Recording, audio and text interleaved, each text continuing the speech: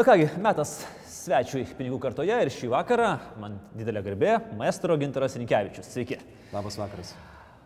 Kalbėsime apie populiarią, apie klasikinę muziką, apie pinigus. Ar galima kalbėti apie klasikinę muziką ir apie pinigus? Ar tai yra kažkoks toksai fopa? Manau, kad tikrai galima kalbėti, todėl kad vis tiek kiekvienas profesionalas, muzikantas juk uždirba pinigus.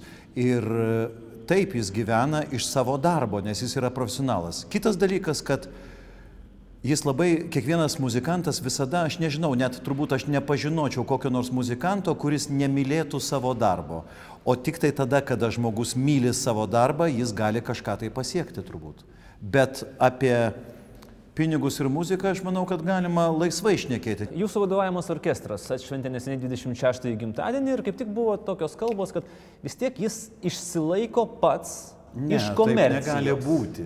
Taip negali būti. Kalbos galbūt gali būti visokios, žinote, bet valstybė subsidijuoja kiekvieną simfoninį orkestrą ir kiekvienoj šaly. Ir negali niekas išrasti kažkokio tai kito dviračio, ne vienas simfoninis orkestras pasaulyje pats išsilaikyti negali. Jokių šansų nėra. Jeigu jis groja klasikinę muziką. O kodėl? Todėl, kad tam, kad pagroti koncertą, tam, kad pakviesti dirigentą, tam, kad pakviesti solistą, tam, kad padaryti reklamą, tam, kad parduoti bilietus, tam, kad nuomoti salę, visa tai kainuoja didesnius pinigus, negu galima surinkti iš bilietų. Arba galbūt galima surinkti būtų ir iš bilietų, bet Lietuvoje turėtų būti bilietai taip pat kaip Paryžiuje. Aš neseniai buvau operoje, sumokėjau 230 eurų už bilietą. Arba turėtų būti daugiau žmonių, kurie lanko klasikinės muzikos koncertus, ne tik tai vieną kartą per metus. Teisingai, tai ir yra tam tikras procentas, bet tam, kad tą procentą publikos, kurie tikrai lanko klasikinės muzikos koncertus ir gali sumokėti 100 ir 200 eurų, tai reikia užsiauginti ir turėti visiškai kitokią situaciją Lietuvoje ir kitokį miestą turbūt, kokius 5 ar 10 kartų didesnį negu Vilnius. Jūs esate kaip tik atsakęs, kad laukite ministro, kuris ne tik formaliai, bet iš tikrųjų mėgtų muziką ir ją suprastų. Ar esat sulaukęs tokio ministro kada nors? Kultūros ministras. Nesu. Nesate. Sulaukęs nesu, todėl kad vis tiek, žinote, galbūt ir nebūtinai reikia, kad ministras taip jau mylėtų muziką, bet būtų labai gerai, kai iš tiesų žmogus myli kažkokį tai dalyką, tokį kaip muzika, tai tikrai tada padaro labai didelius ir gerus darbus. Kai žmogus susijęs tik tai su politika ir priklausomas labai nuo politinių partijų interesų, nuo šiaip biurokratijos galbūt interesų, šiaip nuo kitų interesų, savo karjeros interesų, žymiai daugiau negu nuo savo, sakysim, aistrų ir meilių, tai aišku, kad tada yra prasčiau. Maestro, per šios 26 metus, kaip jūs atrandat balansą tarp, sakykime, komercinės muzikos, jeigu taip galima sakyti, ir tos aukštosios muzikos? Kur tas balansas? Iš ties nėra aukštosios ir žemosios muzikos. Yra muzika labai gera, gal truputį netokia gera. Kriterijai yra labai panašus. Ir nėra ko bijoti tos daugiau populiaresnės muzikos, arba taip pat lygiai nėra ko bijoti klasikinės muzikos, nes klasikinėje muzikoje irgi yra labai daug populiarių kūrinių. Aš tą balansą bandau atrasti tiek, kad mūsų misija orkestro ir pašaukimas tai groti skirtingą klasikinę muziką, skirtingą įvairių žanrų ir įvairių stilių muziką. Komercinė muzika tai priverčia gyvenimas, kadangi tiesiog valstybės dotacijos neužtenka, kad muzikantam mokėti bent jau lietuviškų mastelių nors kiek labiau pakenčiamus atlyginimus. Nes tie atlyginimai, kurie būtų be priedų, tai būtų jie tikrai ypatingai maži. Kokiais būdais stengiamas arba galima populiarinti klasikinę muziką? Pavyzdžiui, pristatydamas vieną iš jūsų sezonų orkestro, vienas didžiausių dienraščių sukūrė tokią labai įdomią antraštę. Natos vietoj papų arba ką pasiūlys simfoninis orkestras, kas, aš manau, kad sugeneravo turbūt didžiausią skaitomumą apie jūsų programą. Kaip tai vertinate? Jūs pats labai gerai žinote, kad kai kada tokie galbūt lėkšti labai marketinginiai triukai dėja žurnalistų sferoje arba žurnalistų susidomėjimą sukelia žymiai didesnį, negu būtų užrašyta, kad mes atliksime 5 Beethoveno simfoniją. Arba kad nuostabi muzika yra Mozarto G-molinė simfonija.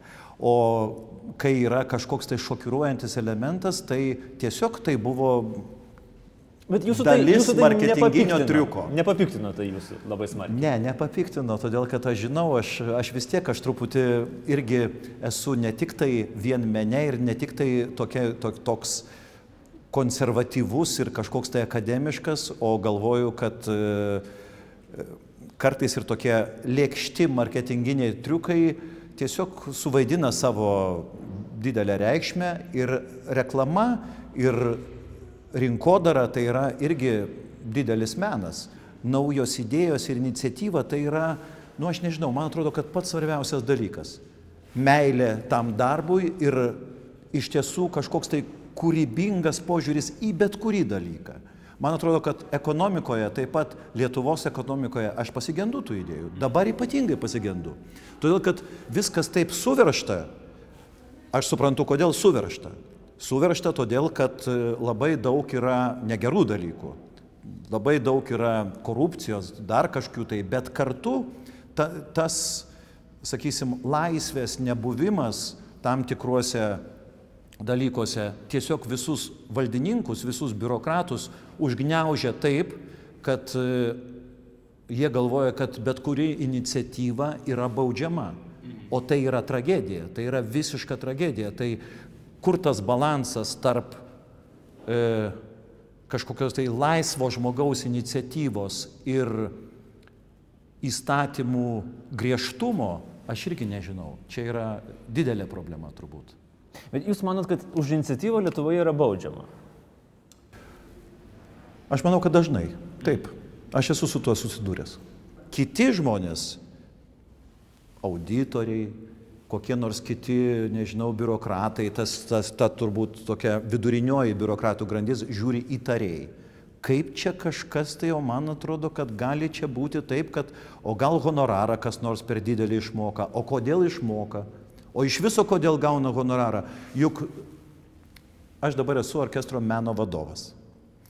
Aš buvau labai ilgą laiką tik tai vadovas, tai yra atsakingas už viską.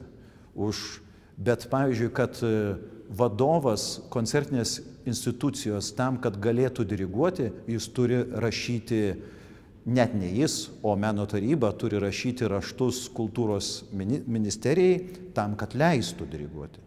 Nes šiaip tai vadinasi mano, galbūt, aš tai pasakysiu, kad vis tiek žmogaus, kuris įvertintas ne tik tai Lietuvoje, kažkur tai kitur, būtent kaip dirigentas, bet šiaip kažkurį tai laiko tarpą mano paslaugų kultūros ministerijai nereikia ir jos netgi pagal juos yra kažkokios tai neigiamos. Gal per brangios? Ne, jos tiesiog neigiamos, todėl kad aš turiu prašyti leidimo diriguoti. Arba tada man reikia nebūti vadovu. Bet jūs norėtumėt, kad tai būtų viskas laisvai, ar ne? Kad nebūtų jokio papierizmo, kad nebūtų... Ne visiškai, aišku. Pinigus sudedami dėžutę ir po to orkestro... Yra mokesčiai, mes neišvengsime tų dalykų, mes neišvengsime įstatymų, neišvengsime mokesčių, mes neišvengsime tam tikrų suvaržymų, bet mes turime būti vis tiek kūrybinėje laisvėje. Ir balansas, aš pačioj pradžioj, kai mes tą temą palėtėme, aš pačioj pradžioj kalbėjau apie tai, kad turi būti balansas tarp to, kad neturi būti laisvės korupcijai, bet neturi būti suvaržymo kūrybiniai laisviai. Ar paslaptis, kiek uždirba dirigentai? Ir kokie yra skirtumai tarp, sakykime, honorarų Lietuvoje ir užsienio orkestrų? Tie, kurie koncertuoja pačiose geriausiose koncertų salėse ir geriausiose teatruose dainuoja, tai tų honorarai yra labai dideli. 10 000, sakysim, eurų, tai yra turbūt, kad normalus honoraras Metropolitan operoje arba Leskaloje ir yra žymiai didesnis. Tenorai, manau, kad 20-30 tūkstančių eurų. Normalūs honorarai ar dirigentų, ar atlikėjų Europos sostinėse yra galbūt 5 000, gal 7, gal 4, gal 8. gal 10, gal 15, gal 1, o gal ir 200 eurų.